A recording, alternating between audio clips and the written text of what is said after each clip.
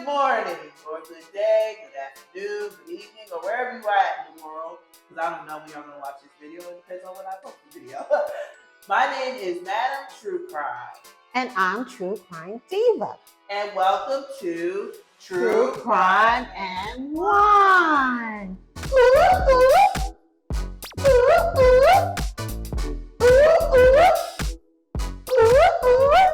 Okay, so today's case, I don't want to say controversial, but if you want to say it's controversial, y'all can. It's very personable, and we could relate to it because my mom wanted to do this case. And a lot of people on my Facebook, my personal Facebook page, is always asking my opinion on this case. And how do I feel about it? And the case we're going to talk about is the Tamla Horsford case. And I'm pretty sure you guys are aware of what this case is. She was the only, she was the only African-American at an all-white party. I'll say it. Slumber party. Slumber party. And we're going to get into it, and let's get into it. Are we going to introduce our treat for today? So the treat for today, today's candle is going to be, this is by the White Barn at Bath & Body Works. And this one is Midnight Blue Citrus. It's a juicy citrus, spring water, and sweet mango, and it's a 3-wick candle. Go get this on sale at Bath & Body Works. And it smells really nice. It's not overpowering. It's not overpowering. I don't like overpowering candles. Like, I cannot stand the smell of them candles. And today's wine is, here you go, Mom. Here's today's wine. This is Orlana Rosé. And I mentioned in the last video, I love wine. She sure do.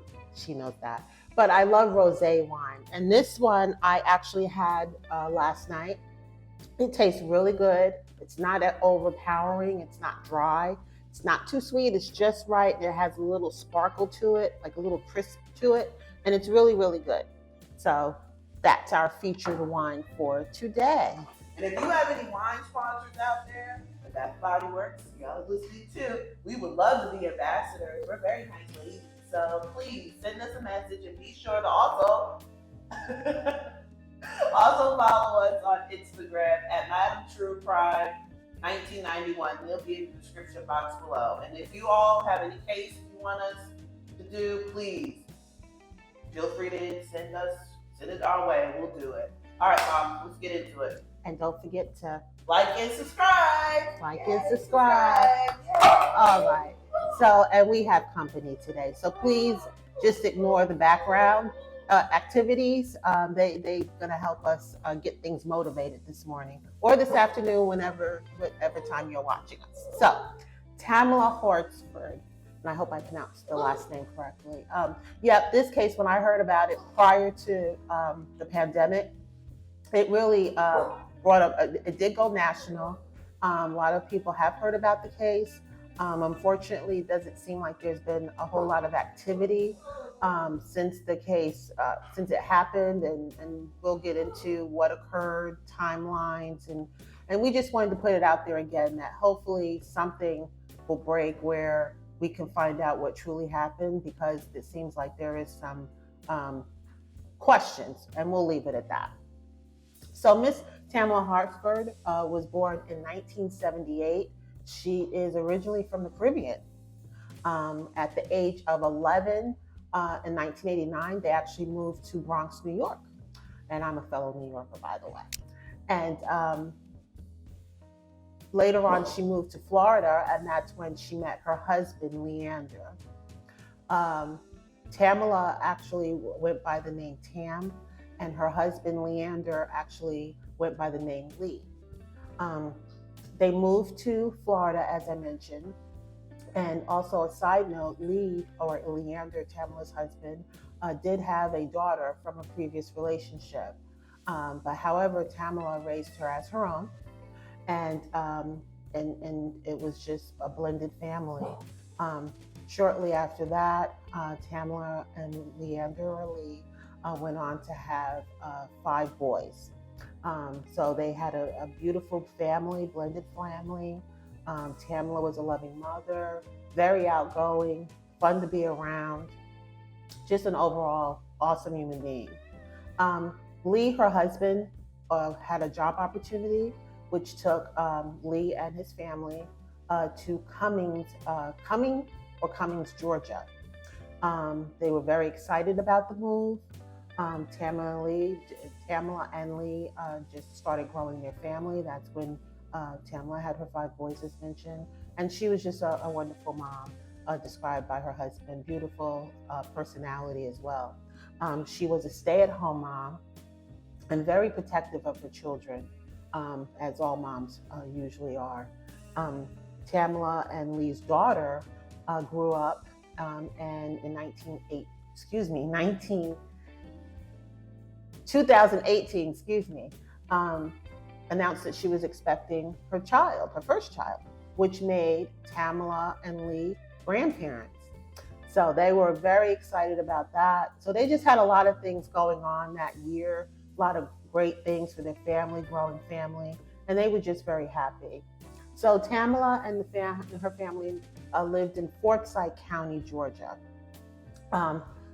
Little backstory about Forsyth County, Georgia, that is a little bit disturbing, but it unfortunately is a part of our history.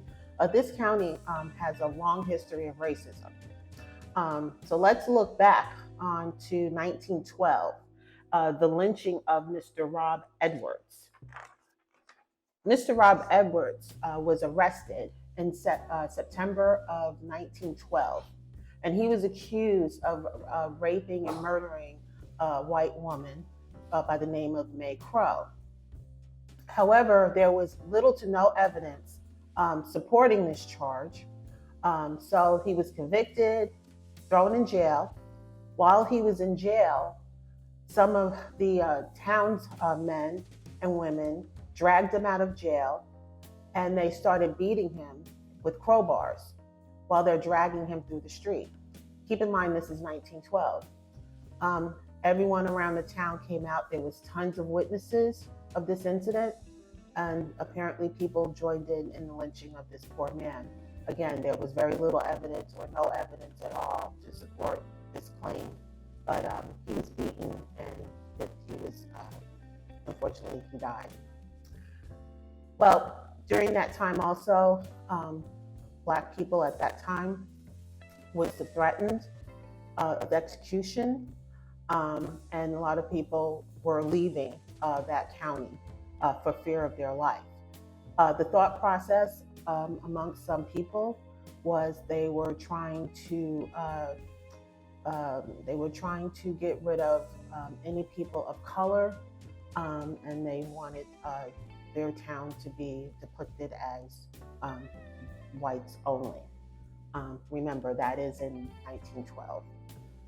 Fast forward to a couple of decades later, 1987, apparently the town remains, unfortunately, as racist as ever. They still have the mentality that of discrimination and racial injustices. There was a protest, and the protesters were met by angry members of the community there at that time, in 1987. And the angry townspeople felt that they wanted to keep their town pure and free from color. A racial cleansing, that is correct.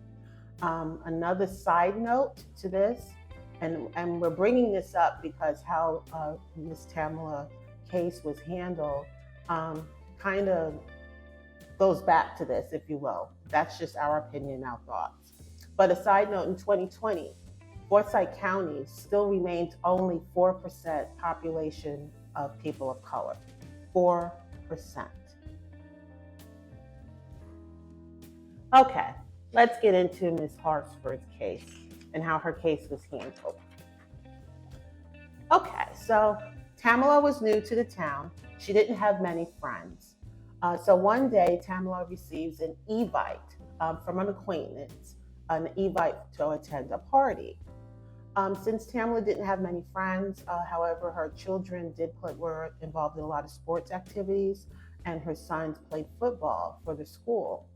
So one of the other parents, by the name of John, another mother whose son played on the same football team as Tamla's son, they met briefly, and they used to see each other every Saturday during the football games for school.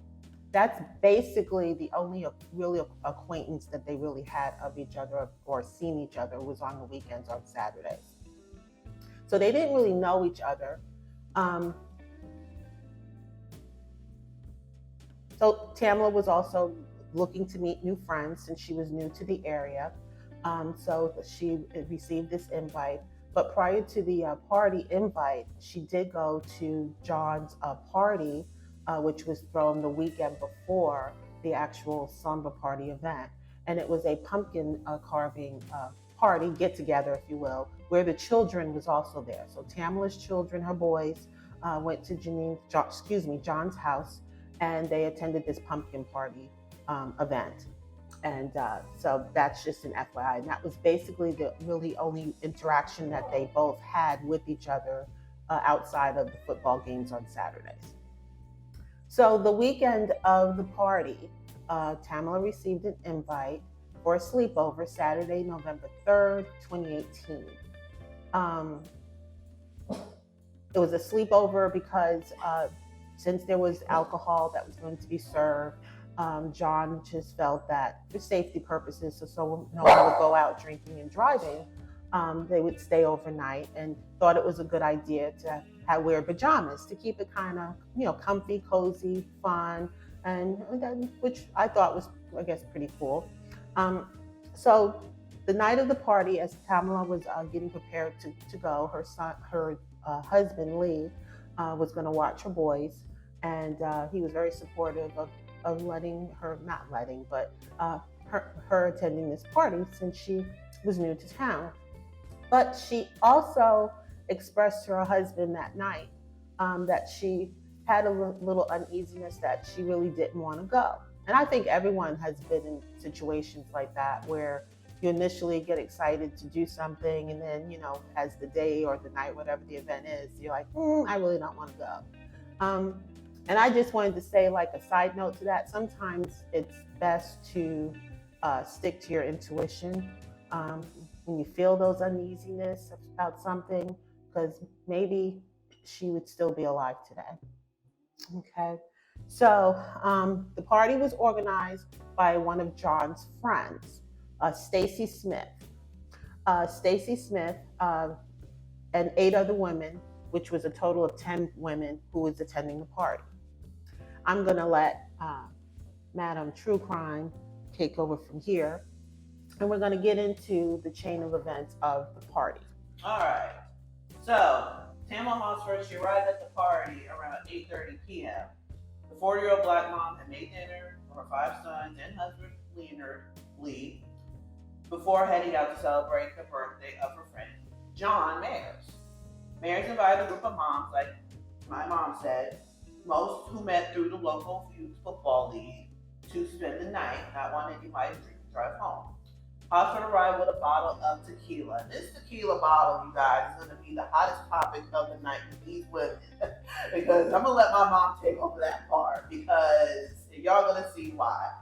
And she also bought a small overnight bag and changed into her onesie pajamas covered in little paw prints shortly after she got there. Okay. The party was held the evening of November 3rd, 2018. It was originally meant to be all women.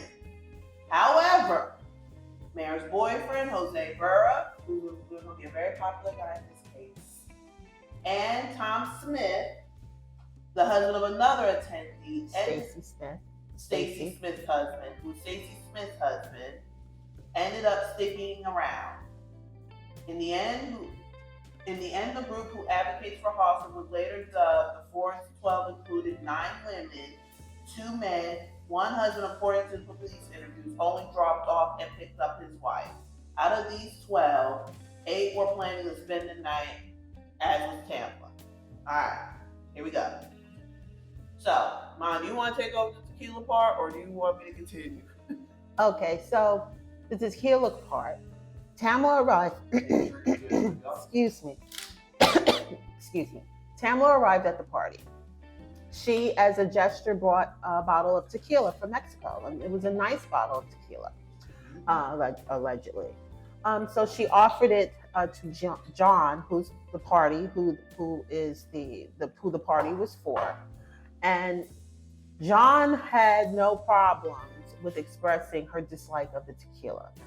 In my opinion, how I took it, she was downright rude. Expressed to Tamla she absolutely didn't like tequila. She doesn't drink tequila, and she, didn't embrace it at all. Well, at which point, Tamla was just being, Tamla from what we've researched about her personality, just like, well, hey, just give it a try, but John wasn't having it. And apparently the other ladies who was in attendance of the party agreed with John on this one, to the point of allegedly the bottle was passed around so they could smell it, making just faces, just things I think was just totally inappropriate. Just mean girl vibes. Allegedly, in our opinion. Mean girl vibes, y'all, because I've been there in high school. Anyway, go ahead. Okay, don't get a flashback. Okay, dear. So, at which point, Tamla also was a smoker, and she was the only smoker in the group. So periodically during the course of the night, she would step outside and have a cigarette. She would take about 10 minutes, 15 minutes to smoke a cigarette. And also it was learned that when she would step outside, someone was always outside with her, like one of the other ladies who was in attendance would step outside and they would have small talk while she was smoking her cigarette. Well, during one of Tamla's cigarette breaks during the party, she was joined by Madeline. Madeline is John, who's the party is for, aunt. Madeline steps outside, and I believe Stacy Smith was also outside with Tamla and was smoking a joint, weed. So they were smoking weed, and Stacy Smith, during the questioning process with the police, the detective, admitted that she took a puff. She made that clear, a puff. Well, John goes outside and sees what they're doing and just has a fit. She called her the female Bob Marley, guys. Just wanted to throw that out there. Yeah, allegedly. But she had a fit. She didn't like it. Just like when Tamla brought that tequila to the party, she expressed her feelings on that. Well, she didn't like the fact that they were smoking weed. And the reason why allegedly she didn't like the weed smoking was because her boyfriend, Jose, is a pre-trial probation officer. Okay. I'm gonna let Madam Truecrime take over. Can we get back to the female Bob Marley part? Because I took offense to that. Because when she tried to reply, she said that, why? Because she's from the Caribbean, and all Caribbean smoke? I'm just saying, you guys. Okay, let me go on. That was a side note. I just want to throw that out there. Okay. All right. Later, once John had her hissy fit about the joint, later the men joined the party, and the group played Cards Against Humanity. And I'm not sure if y'all familiar with that game. That game is a lot of fun. If you have a few, we have played it before with our family. If you have a few, it can get kind of lit. It's very fun. But we don't get lit. Not here. We don't get lit. Says me. Says I. Okay, continue, Madam Truecrime. Photographs and videos captured during the game show. Horsford was smiling, happy. She had been drinking tequila and would later be found to have a significant BAC. And in case you guys don't know what BAC is, blood alcohol count. However, according to photos and videos and witness accounts, Horsford did not appear to be drunk that evening. Guests who were not spending the night began to leave around 11:30 p.m., while those who were staying trickled off to bed over the next couple of hours. According to police interviews, Horsford remained awake after Myers and Barbara headed to bed around 1:30 a.m. The last person to see Horsford was Bridget Fuller, who was picked up by her husband at 1:47 a.m. In her statement, Fuller says that Horsford was eating a bowl of gumbo and had said she was planning to smoke a cigarette and head to bed. Over the next 10 minutes, the home security system registered the back door opening and closing, then opening again for the last time at 1:57 a.m. The feet above my head in the picture for the notification of the doorbell. All right, here we go this morning. Around 8:45 the next morning, Madeline, who is Jean's aunt, Myers, headed into the kitchen to make her morning cup of coffee. In her police interview, Madeline described seeing something chilling through the window in the backyard. The white print onesie. It was Horsford face down in the grass, not moving. Taking by part, this is what my mom's waiting for. After saying a prayer, Let that marinate. let that marinate. You see, you look outside your window first thing in the morning, la la la la, birds chirping, and you see something that looks like a human body laying outside your kitchen window, face down, but you're gonna get on your knees and pray. Yeah. Now don't get me wrong, some people, now I'm not knocking, before y'all come at me, my mom in the comments, I'm not knocking that. Look, I worked in the ER, I worked in ICU. I've said prayers before. But in certain situations, if I see a dead body outside my apartment. We don't know it was a dead body. Though. Okay, that's true. You don't know. It was just a human being face down in the yard.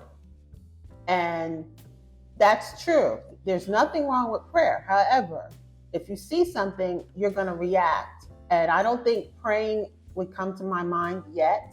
I would go and investigate. And as I'm going outside, I would be calling 911. Okay, so once she gets done praying, Madeline heads upstairs to find Mares. But I'm gonna let you take over this part because this part we like to talk about. So she prayed, and then she goes upstairs to find Jose. Jose again is Jean. Jean is the lady's house who the party was for, boyfriend. Jose is also the pre-trial probation officer. That is who she was looking for, allegedly. So she knocked on the bedroom door, and I can't recall if they said that there was an answer or not, but she knocked on the bedroom door. She proceeded to go back downstairs again, sees the body again, and then she goes back upstairs, knocks on their door again, and that's when Jean answered through the door and told her. And that's when Madeline, her aunt, expressed that she needed to see Jose. Okay. Why was she so determined to talk to Jose about this, was my thoughts and question. And I'll present that to you guys as well. And please, in the chatterization in the chat, please put comments, because I just found that strange. Besides the praying was the first thought that comes to mind. Why she emphasized, if anything, I run upstairs, whoever's upstairs with me, and I would be hysterical, hey, blah, blah, blah, blah, blah. But she wanted to talk to him, and I just don't understand why the emphasis was on that. Continue, Madam Truecrime. All right. She wanted to pray. That's my point. Nothing wrong with that. Nothing wrong with that. All right. Forsyth County 911 got the call just before 9 a.m. On the line, both Mares and Barbara speak. She's not moving one bit. She's not breathing. She's completely face down in the yard. She is stiff, Barbara tells the dispatcher. Again, we apologize for our extra audience in the background. Come here. Go on, Madam Truecrime, because this is getting good. Okay. We may let them participate when they're better behaved on our next future episodes, but please apologize for this one moment of interruption. We love you, Abs. We love our fur babies. We love the fur babies. Excuse that. Let me take a pause. I'm sorry. All right. So, Okay, she completely faced down the yard. She's stiff, Barbara tells dispatch. She was drinking, and it looks like, I'm guessing, maybe she fell off the balcony. Myers offered. All right, let's have a discussion. Well, we'll wait. No, we can have a discussion. Okay. So the balcony. So it seems like they had already determined or was going to throw the narrative out there that it's a possibility that Tamla fell off the balcony. And as we proceed, you will kind of see why we have questions. And I think many of others who have followed this case and heard about this case, as well as we have questions about that. Continue. All right. Horsford was pronounced dead at the scene, and her body was sent for autopsy. But even before the report came back, Horsford County Sheriff's Office began to work a theory that Horsford's death had been an accident and fell from a second-story outdoor deck. The case remained open for almost 4 months until the Folsom County Sheriff's Office, abbreviated, made their official determination on February 20th, 2019, 2 weeks after the state of Georgia medical examiner provided their final report that the FASTA pointed out the toxicology report, which was tested for THC and clocked her blood content at 2.38, just shy of 3 times the legal limit to drive. BAC, the blood alcohol count, associated with blackouts, loss of coordination, and even vomiting, the FASTA determined that marijuana and alcohol used likely contributed to the fall. They also noted the door alarm log, as well as the unlit cigarette and lighter Barbara said he found on the upper deck. The investigators found that this evidence suggested Horsford went out for a cigarette sometime around 1:57 a.m. and accidentally fell to her death. Allegedly. Let's keep saying that's going to be a popular word in every YouTube video. When they closed the case, the department released an incident report, and the incident report is going to be in the description box below in case you guys want to look at it. And death investigated to the public. But these documents didn't prove the answers Horsford family and friends were looking for. In fact, they only caused more confusion. Let's think about it. All right. Can I chime in just a couple of things? Okay, so let's have a discussion about this. Before we get to the aftermath. So, a couple of things. All the party goers that was in attendance of the party was questioned by the police. My question was, number one, when the police arrived on the scene, it was noticed that Tamla's body was tampered with.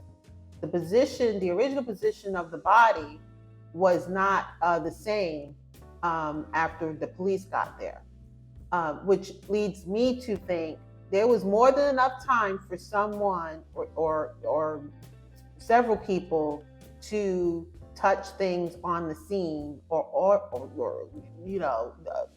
do some things on the scene before the police arrived, is what I'm trying to get at. And then I read somewhere they didn't call the cops right away. Correct. There was a delay in when 911 was contacted, because remember, the first initial thought was Miss Madeline wanted to pray, and then she went upstairs twice to see Jose for whatever reason specifically. So there were several delays. Second point I wanted to make, and please share comments. Why wasn't the house taped off as a crime scene, the area where the body was? I'm not by any means a legal expert, nor did I go to school for law, but that should have been marked off as a crime scene, which meant that nobody should have been in and out. Am I correct? No one should have been in and out of where Miss Horsford's body was. So there's just a lot of questions. Into the part where they talk to the husband about his wife. We're gonna get to that about how y'all might want to get wine or alcohol for this. Yeah, but there's just a lot of questions, and it seems like they rushed to close this case, and the emphasis was, she fell off. It seemed like that part that she fell off the balcony They didn't entertain any other possibility. It wasn't a thorough investigation for whatever reason. So that's where I'm going to leave that. Now, Tamla's husband. The police arrive at his home to inform him about his wife.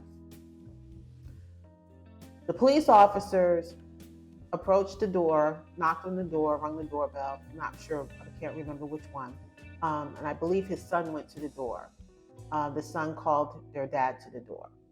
The police officers basically just say, "Are you Lee?" Very aggressive. No empathy or anything. You're about to tell this poor man about his wife, and are you Lee? Tamla's husband responded, Madam Truecrime. You want me to do it? Her husband responded. Why are you asking? Why are you asking? What is this pertaining to? Which is fine. He has every right to ask that question as a citizen. Because I do that, especially when y'all get some scam calls or bill collectors, mainly me bill collectors. I will ask them what this pertaining to, and then the officers proceeded to be more aggressive with them. Are you Lee? And then that's when Tamla's husband responded, my name is Leander, which is his government name, Leander. But they call me Lee. What is this pertaining? Excuse me. What is this pertaining to? And then that's when the officers, very, very rude, unsympathetic, any descriptive, says, "Your wife is deceased." That's it. That's all they said. She's deceased. We'll just let that sit there. We don't don't have to say anything. I mean, unbelievable. So there's just a lot of dynamics with this case. That's why we kind of went into the history of the town. It just seems like that history still remains to present day, believe it or not. And it's just so sad and unfortunate what occurred. But Madam Truecrime. And also shout out to Kendall Ray. I know y'all. I'm pretty sure y'all know who she is. I'm gonna put her video description box below. My mom never heard of her before, but she's like the guru with true crime like me. But she's like the guru, and she broke down the interviews with the police. She had the 911 calls. If I remember, I put her description box below. But shout out to her because you saw how emotional she was getting, especially towards the end of her video on this case, because how unsympathetic the cop was. And I also went on Reddit, and I'm pretty sure y'all are familiar with Reddit, and I'll see if I can put that link also in the description box, how some people in that town or who live in Georgia know about that area, how they even was saying how the dynamics are over there. It's sad. It's really it really sad. is. And there is petitions. And I believe the petition is still uploaded. Just check it out. I'll put it in the description box. And please, I mean, we're doing this because I've always wondered about this case for years. And I've always wondered whatever happened with the case since this happened about 5 years ago. And then to find out during the pandemic, during the George Floyd and Trayvon Martin and all those gentlemen, the high profile cases that everyone has heard about, they reopened her case. So and I believe that was between 2021 and 2022.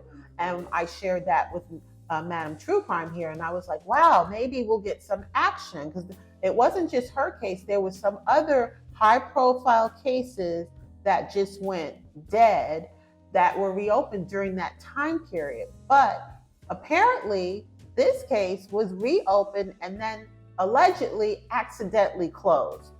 And how do y'all accidentally close a case? I just want to know. I don't know. Anybody in the comments know someone in law enforcement? I mean, I do know a few people I could ask for investigators. How do you accidentally close a case? But we just have to leave that where it is.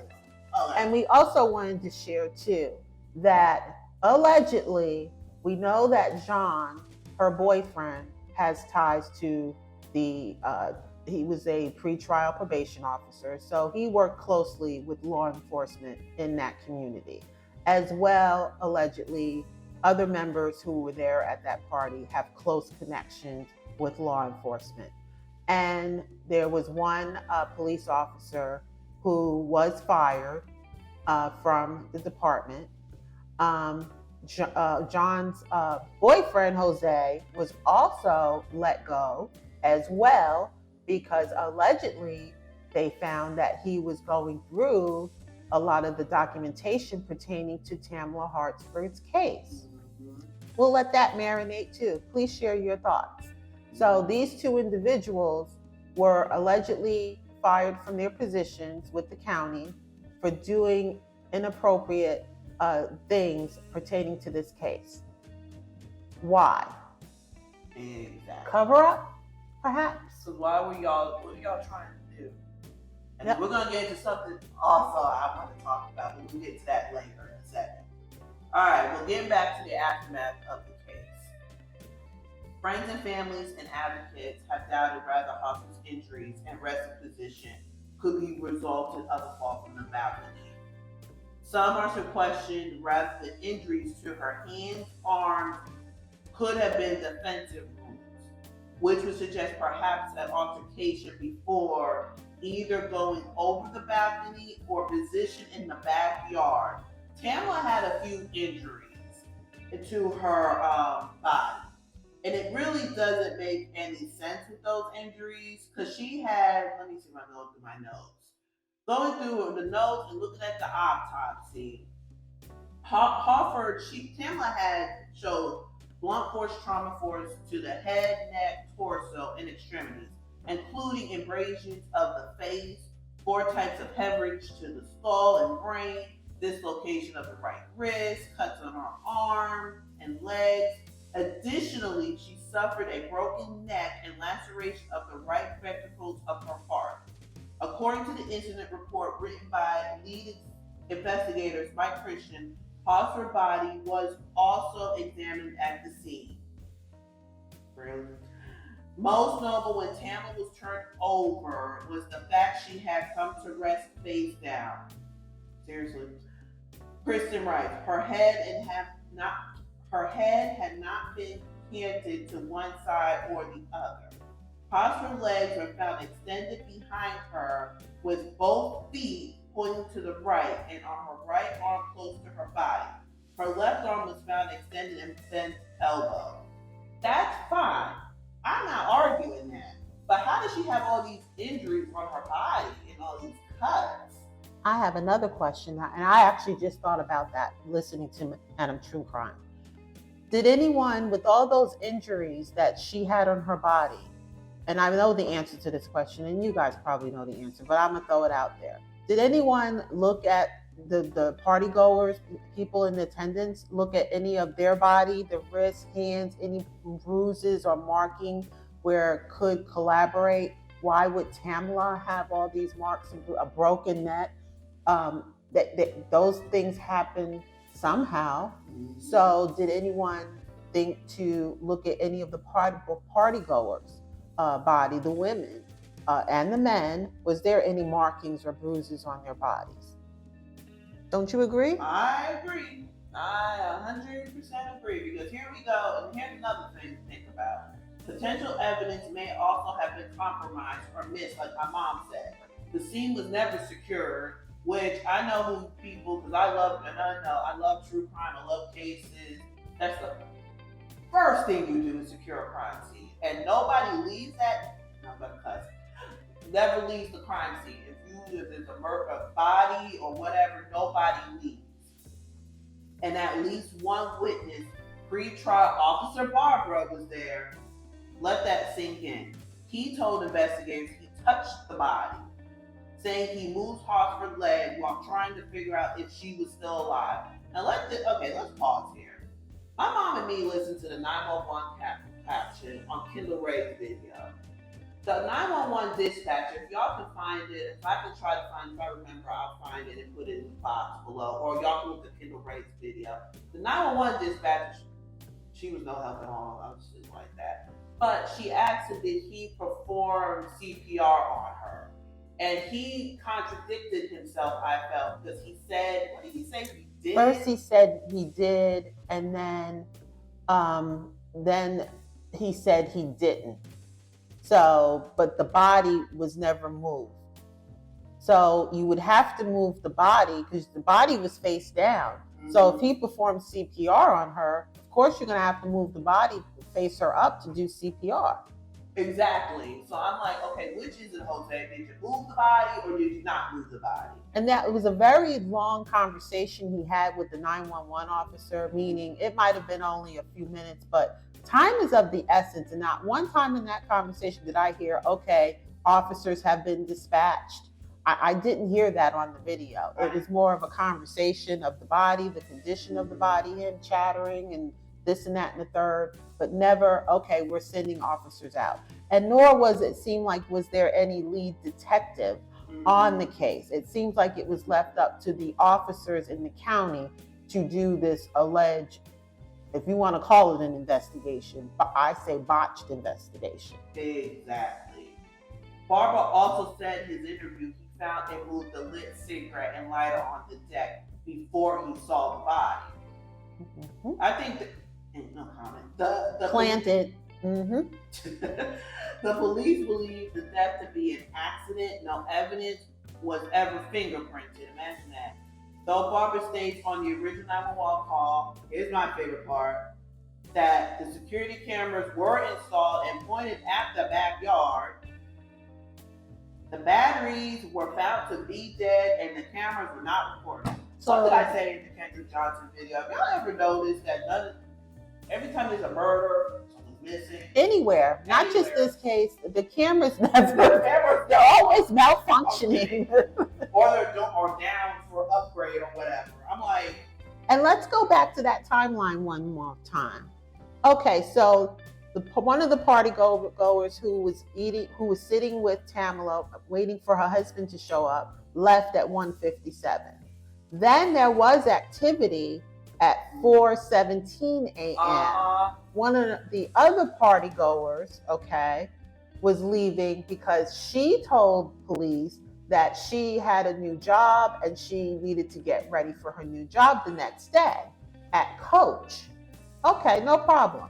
But she didn't have to be at work until 10:30 a.m. She left at 4:17 a.m. and that was the last activity of the door on John's security system. And get to the part where the party goers, everybody started heading out around 7:30ish, because there was another couple who had to get home to their kids, so they departed at 7:30.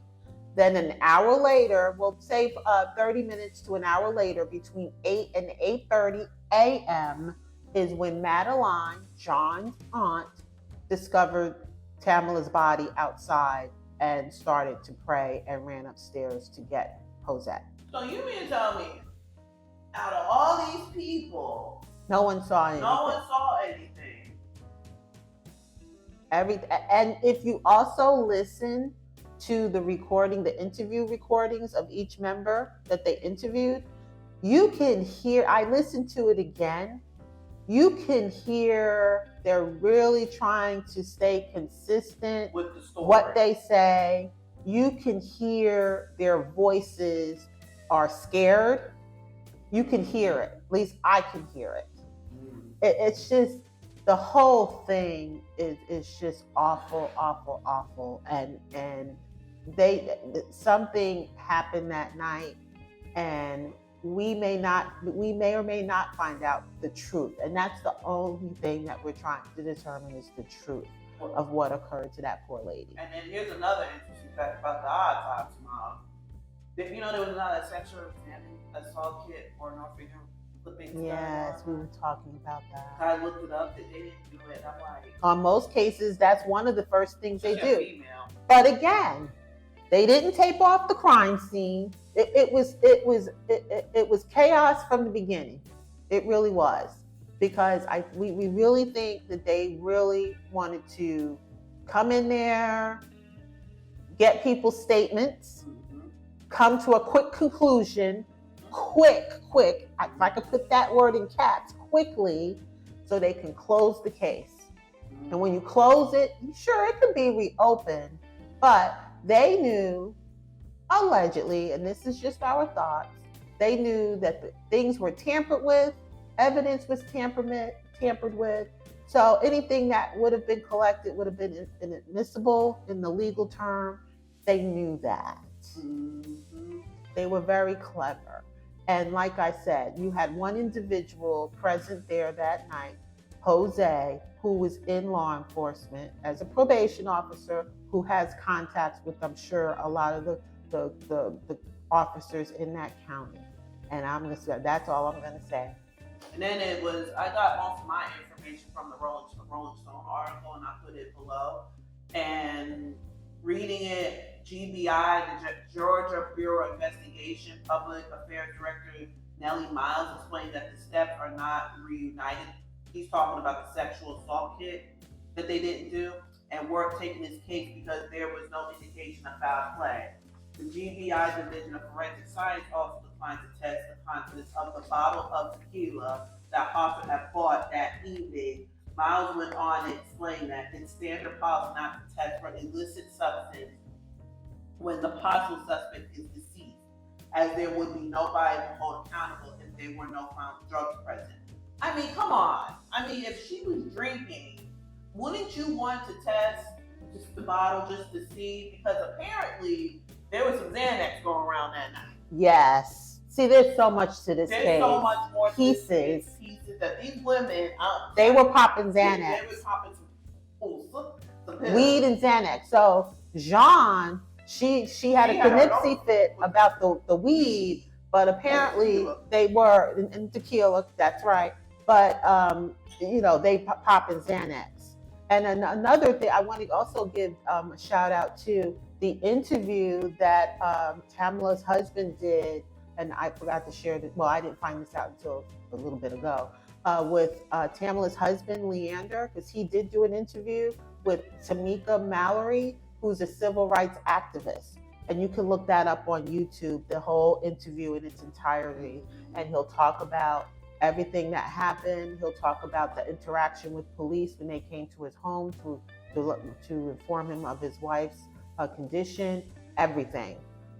Very, very good interview. And also has a lot of information to think about. And maybe we'll get a turn in this case. Maybe. You just got to keep the chatter going. And maybe. And then apparently, this town is so a southern town, everyone knows everyone is coming. The people seem to take care of their own. So, example, Sheriff Ron Freeman and current Deputy Coroner Chris Shelton in 2014 was forced to resign from a nearby police force after distributing photos of himself posing with a racist mammy dolls. And I'm pretty, y'all can Google a racist mammy doll. Y'all can Google a mammy doll. And that's 2014, gang. 2014. And then the man, I know what y'all think, mammy dolls are still around. I go to Virginia a lot, and they're still around, believe it or not. And then 2 years later, he appeared in the Facebook photos for Ron Freeman's 2016 campaign for sheriff. After Freeman won, Shelton was appointed deputy coroner for Forsyth County. Shelton also works for Operation 21, a business by law enforcement and military veteran Brian Knowles that aims to educate offenders on the laws that help reduce recidivism. How about pronouncing that right? According to campaign registration information, Brian's wife, Anna, also served as the treasurer on Freeman's 2016 campaign. The reason why I bring this up is because according to social media posts that the DeBose's are also friends with some of the individuals who were at the party, including Stacy and Tom Smith. What? Remember what we said a few moments ago back in the video? A lot of them had connections with law enforcement in some capacity. Photos showed the Smiths and the DeBose's voting, out to dinner, celebrating birthdays with what Anne refers to their friends and family. Advocates for reopening the case have questioned where their relationships, like my mom said, have contributed to full sites, including the investigation. Explains how the case got accidentally closed. I'm sorry, moving this table. In response to the inquiry of the Forsyth County Coroner's Office, Forsyth County Attorney Ken Jard told Rolling Stones, which is the article I got this from, giving them credit, that Shelton did not work on the Horsford's case. To add salt to the open wound, Forsyth Public Information Officer Stacy Miller offered an affable denial that any personal connections would have influenced the case, how the case was handled. Stacy Miller stated, and I quote, "There is no relationship between Ron Freeman and the DeBoseys or anyone else at that party the night Tamla Horsford's tragic death." She went on to explain that Freeman and Anna only knew each other in a limited professional capacity. They still knew each other. Mm-hmm. Miller went on and stated that both sides investigates each case with the same entities without bias, no matter who the victim, witness, or suspect are. Miller also noted that the Forsyth County Coroner's Office is an independent agency not affiliated with the Forsyth County Sheriff's Office. And here's another interesting fact. So apparently John went down to the police station and gave them Dunkin' Donuts to tell them, what was she trying to do? Tell them thank you for their work on the case. And her boyfriend gave the officers gift cards. Right. And then she made a comment to one of the officers saying, "I'm going to go to this funeral." Like it's a bother to her to go to her friend. Allegedly, let me get ready for the funeral. Let me get ready for this funeral. Mm-hmm. And I don't know, maybe I'm reading too much into the context, but the way her tone was, and I'm like, her whole demeanor. I mean, just like what Madam Truecrime said earlier in the video, of the reaction of the tequila. I mean, we've all, I'm sure, at some point of our lives have received gifts from people that maybe we probably wouldn't use, but by no means would I ever said or react the way she did towards Miss Tamla. I would never react that way and hurt someone's feelings when they give you something with so much special intention, because then they would be the ones that would talk about if you didn't bring anything at all. Right, and trust me, I think pretty much we all have been there before. Right? We all have been there before, and I'm pretty sure even if you, I shouldn't say this. There's been times people give me gifts. I shouldn't say this, but I got friends that watch this, where I'm like, okay, thank you, and I don't use it. But you don't hurt someone's feelings. You don't do that. She's new, and you know she's new in town. She's trying to get her and that's the part that's so sad. As I kept looking and reading and going over different things, and I'll be honest, I was very truthful with Madam Truecrime here. I said, well, with the history of this town, and this is a question, did they know the dynamics of this town when they moved there? But I get that her husband had a job opportunity. Absolutely. I mean, you got to pay your bills, right? You need a job. So I wonder, how clear did they know about the history of this town? 4% of color, and that was as of 2020. That's disturbing, especially when you're raising children there. Her kids felt that. Right? Exactly. So there's just a lot of things that by any means she did not deserve this. And I think she just wanted to make friends. She was in a new place. And like I said earlier, if your gut tells you something, that means someone's talking to you. Your intuition, if it says don't do it, don't do it. Don't do it. And he clearly said that she was hesitant about going. But she went because, in her husband's exact words, check out that video with Tamika Mallory, civil rights activist, because she didn't want to hurt anyone's feelings, so she went. And I get it, because then sometimes when you're hesitant about going somewhere or doing something, then you go and you do it, then it's like, well, that wasn't so bad after all. I had a good time. So there you have it. I get it. And then another thing, police officials in the case contributed a feeling of distrust among the family earlier on. According to the incident report, Deputy Christian bought this theory that Horsford experienced a ground fall not only to the medical examiners, but also to Horsford's father, Kurt St. Jar. The family struggled to understand how Horsford could have died from a ground level fall. All right, I'm gonna picture the balcony up top, above my head, or above my mom and me's head, because the balcony did not look that far. Because I'm trying to, don't laugh. I know my neighbors think I'm weird. I was trying to look at one of my neighbor's balconies who lives on the second floor, and it's about the same height as the balcony where Tamla allegedly fell. And I can't look. I worked in the ER. I worked in trauma. I can't foresee a fall like that. I've seen injuries before, but not from a fall like that. And you do not have cuts on your body the way she did. But whatever. The family struggled to understand how Horsford could have died from the ground level fall. And when Horsford's husband later asked investigators about this theory and the confusion it caused, investigators agreed it had been a mistake to hypothesize to the family earlier on. This is what happened. We probably have created part of the mess, Christian told Leander, according to interview transcript. We had no idea of what happened, which was absolutely wrong. Christian said the ground fall theory. What I should have done probably was to keep my mouth shut and not spun around theories. That's where the whole balcony fall came from. Mm-hmm. The police jumped to conclusions when they got there and saw her body out there, and they said, "Oh, she fell." That's where the balcony theory came from. The police sat there. This guy right here sat. The deputy opened his mouth, spoke too soon before he did an initial investigation. That's how that theory came about. However, the shift to the balcony theory did not answer all the outstanding questions that the family had. While speaking with police 2 weeks after her death, fellow party attendee Stacey Smith expressed doubt that Horsford could have fallen.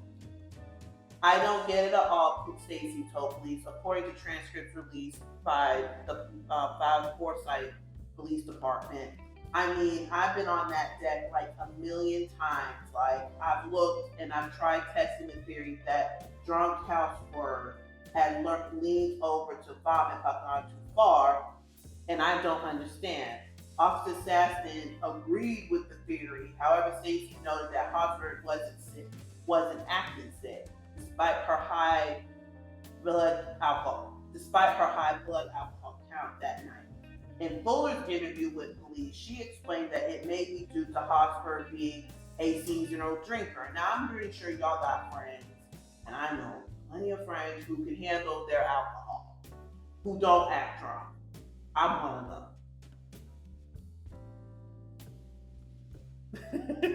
No, I'm messing with y'all. But seriously, we got I knew people who can handle their alcohol and who don't act drunk. They can sit there and have a couple bottles of beer and mix with the alcohol. And to piggyback on that, her husband did share that Tamla didn't want to stay overnight. Mm-hmm. And she wanted to go home. But the party goers, and okay, if they really cared about her well-being, encouraged her not to, because she had been drinking, and they, safety reasons, they encouraged her not to drink and drive, because she did have some drinks. She had some tequila water. So, but her husband stated in that video with Tamika Mallory that Tamla can hold her liquor. She would have 100% made it home safely. They said that enormous amount of alcohol knocked her ass out. That I kind of disagree with. I don't believe in drinking and driving by any means.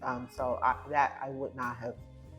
I don't agree with that. So I really hope that the sincerity behind them saying don't go, even though what ended up happening to her contradicts everything. If allegedly what we think happened, that someone did something to her to cause her to fall, maybe if this fall really did happen, did someone help her to fall? I'm just throwing it out there. Did she fall on her own? Did she have some help? If that's really what happened. But I just wanted to mention that tidbit too about the drinking and the alcohol. Yeah. So like I said, you got some people who can't hold, just because your blood alcohol count is high the way it is. Some people can just hold their liquor. I know a friend of mine, she can hold hers. And just because you can hold your liquor does not mean you can get behind the wheel and drive. That's true. I'm from New York, and she gets a chuckle when I said this the other night. Just because I'm from New York don't mean I can kick everybody's And I'm not from Brooklyn, Bed-Stuy. I'm from Queens, but it doesn't mean that I can sit there and beat everybody up, you know. So just FYI. But still, you know, you should not drink and drive. I'm gonna put that in the description box. I don't want nothing to come back and I'm mad at you. I said I could drink and drive. I called my liquor. No, that's not what I said. Okay, just wanted to clear that out. All right. Like my mom said, Jose Barbara, the parole officer, the boyfriend of the homeowner, he was fired for looking through Tamla's case. Then there was some more lawsuits going on amongst the party goers. Let me see. As part of ongoing conflict between the Forsyth Foster case, friend Michelle Gray, later that month, 7 of the individuals present denied helping incident, including Mayers and Barbara, sued Grace for defamation, pointing to Facebook posts accusing them of being responsible for Horsford's death. The lawsuit was dismissed, but they have appealed. Myers and Barbara were dropped from the lawsuit. I'm not sure about this other lawsuit that's going on, but it sounds like everybody now amongst the party goers is pointing fingers at everybody now. Because personally, this is just my personal opinion. I feel something is going on. I think something happened. Cover up. This is just my personal opinion. Because the family hired an attorney. What's his name? What's that guy's name? I'm sorry, I don't need to pause. His last name is Fernandez. Because apparently the police did not take pictures of, and that's been the hot topic too, they did not take pictures of Tamla's body. I tried, you guys. Botched investigation. They did not take pictures. And then they're going back and forth. And then they're claiming the autopsy department is claiming, well, the family needs to release it for you to see, talking to the attorney Fernandez. And it's just going on bickering. And it's sad. So to wrap up everything, before we get to my questions and all this stuff of all this, after all this, to reopen the case, it wasn't until the Black Lives Matter movement lit on a fire underneath the police's butt on social media, because once celebrities, including T.I., 50 Cent, Gabrielle Union, and Kim Kardashian, and please don't come at me, Kim Kardashian, influencers and individuals alike signed and shared the Change.org petition to reopen the investigation, which resulted, you guys, in more than 600,000 signatures so far. The Tampa lawyer representing Horsford's family, Ralph Fernandez, that's his name, Ralph Fernandez, released a letter summarizing his findings of his own after reviewing the evidence. It concluded, homicide is a strong possibility, pointing to the abrasions on Tamla's arms and hands that he believes could have been defensive wounds. Fernandez also noted conflicting witness statements and issues with the initial investigation, including the unreserved scene where Horsford's body was found. Fernandez was also concerned about lack of autopsy photos, a practice he characterized as unheard of and was unlikely done by someone's direction. After Fernandez's letter statement, the FASO and GBI came out with statements to local news sources, WSBTV. According to that, autopsy photos were taken and still standing behind the original conclusion. In that response, Fernandez released a public statement on June that included records of multiple failed attempts to secure autopsy photos. Based on the emails Fernandez released between himself and the FASO and GBI, requests for those photographs appeared to have been ignored, even when others requested were fulfilled. Emails to Rolling Stone magazine, where I got the article from, GBI confirmed that the autopsy photos were taken and claimed the holdup is related to missing form of release form, Tamla's next of kin. Meaning, in case y'all guys don't know, someone has to sign a form to release, kind of like public medical records. You have to, hey, they can view it, which still color, you know what. However, Fernandez insists his release was not introduced until after he went public. As of this article publication date, I think this article was published back in 2020. The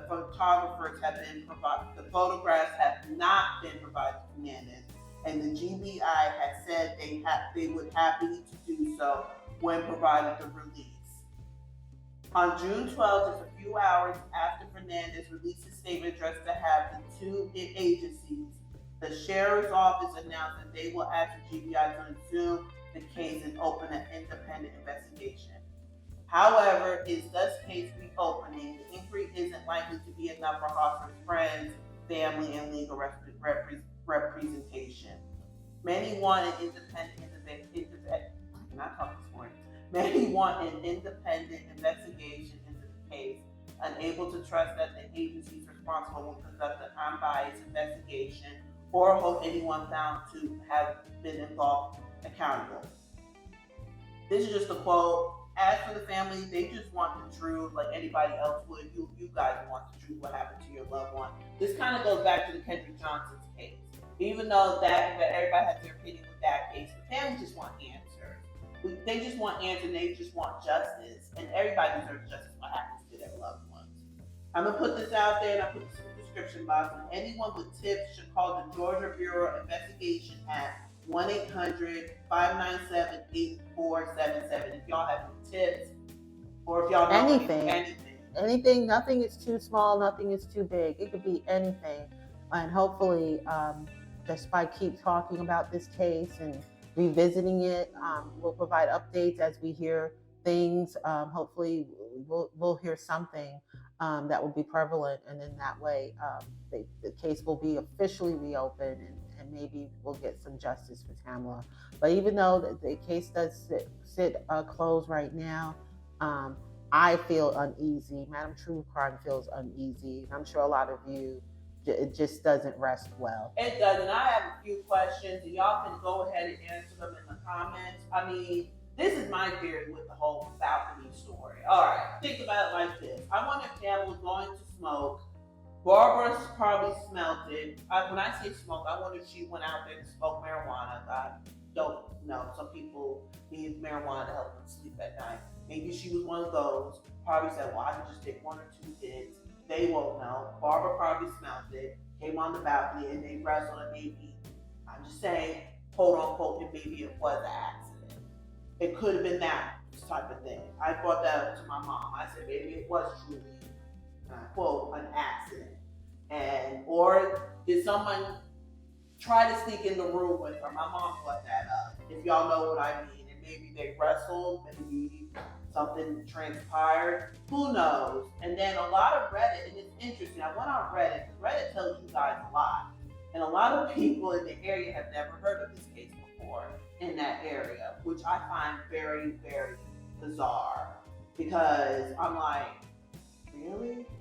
I think they really tried to downgrade it. I did discover that 48 Hours did do a segment on this case back in, I believe it was 2021. And I wasn't aware of that because I was kind of baffled why it didn't get the high profile, even though celebrities spoke out about it at the time.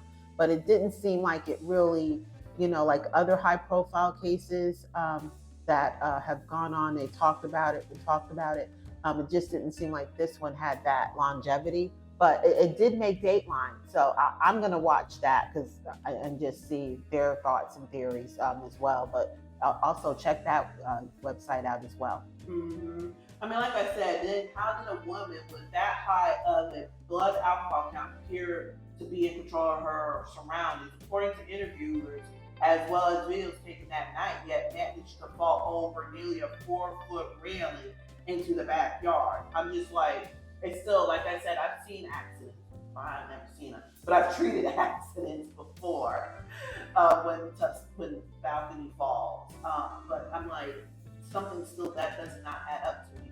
Maybe I'm missing something. Maybe y'all can help me out.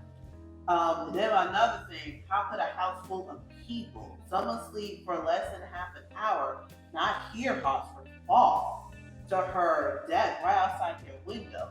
I think that's what's so baffling, to be honest. When you look at the timelines, at 1:57 a.m., when one of the party goers' husband shows up to pick her up.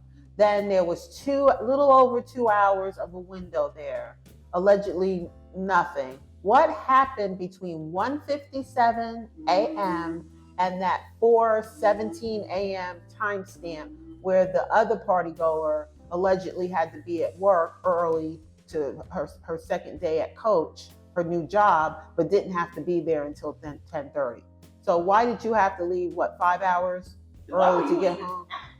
So I get her being at the party, but why did you leave at 4:30? So what did you get up and decide that something was going on? And remember that picture? So look above. There's this picture. Y'all seen this picture before, where they're all close grouped together. Tamla's on the couch in the middle, leaning against John like this and all that. And there's this one girl, and I'm gonna put it above my head. I'm gonna see if I can edit it, or see if I can get my boyfriend that he does edit my videos, and see if he can circle it. There's this one girl on her laptop to the right, and she's looking directly at the camera, like. Yeah, she looked a little spooked. She looked spooked, like. And if you also in that picture, look at the body language of everyone. The body language tells a lot, because Tamla was kind of leaning into John, but John looked like she was facing the other party goer. There was a body language in that picture. Just check out everybody's body language, because that tells a lot. Like she was just trying to fit in. That's the vibe I got.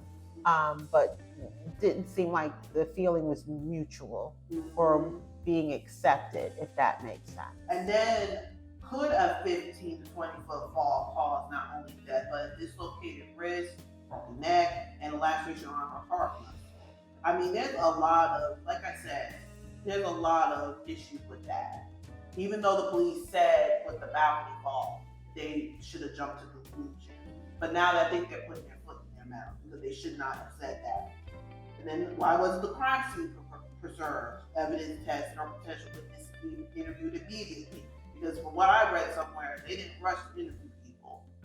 And then what really happened, like my mom said, when that back door opened just before 2 a.m., why was it left open until the next morning? And then here's the main question. Kendall Ray closed out her video, and I'm going to close it out like this too. Will the investigation, and I know I'm going to get flack for this, because I know with Black Lives Matter and all this, but I'm going to come out and say it, because I'm a truthful person. Would this investigation have gone differently if Horsford wasn't the only Black person at the party? I'm going to leave that right there, because come on now. And we all know. And given the history of the town, Forsyth, that we shared at the beginning of this video. Just a thought, but we really want to hear your comments. We've shared everything, how we feel about it. We're very passionate about this case as well. We want to hear your thoughts about it. Please share in the comments, and also please share any tips or anything about our video. This is our us together second video, because remember, she left me out of the first video. Not on purpose. No, I'm not letting you go. But not on purpose, because she loves me. But she did. So so to end our second video together, yes, she's already one glass ahead of me. So yeah, I know y'all think. And I gotta go shopping because it's Saturday. But we're gonna have a little toast. And please remember to also like and subscribe to our video channel. We're continuing growing it. So please, please, please like and subscribe. Follow us on Instagram, Madam Truecrime 1991. And like I said, if you guys have any cases you would like for me to cover or like for us to cover, please let us know in the comments in the Instagram post or in the comments. I guess the comments is fine. The comments is like I set up. Lazy, so I can set up an email, and I'm going to work on creating a Facebook group so you guys can put comments out there as well. Yeah, but please, please, I hope everybody be safe, and I hope everybody enjoys their weekend, because it's Saturday, so I don't know when this will be posted. I hope y'all enjoy y'all day. And remember, True Crime and Wine. Have a glass of wine on us. Remember to get this bottle of wine or try it, and I'll take a picture and show you guys what it is on our Instagram page. But until then, until next time, have a good day and yeah, that's it. Cheers. Bye, guys. Bye.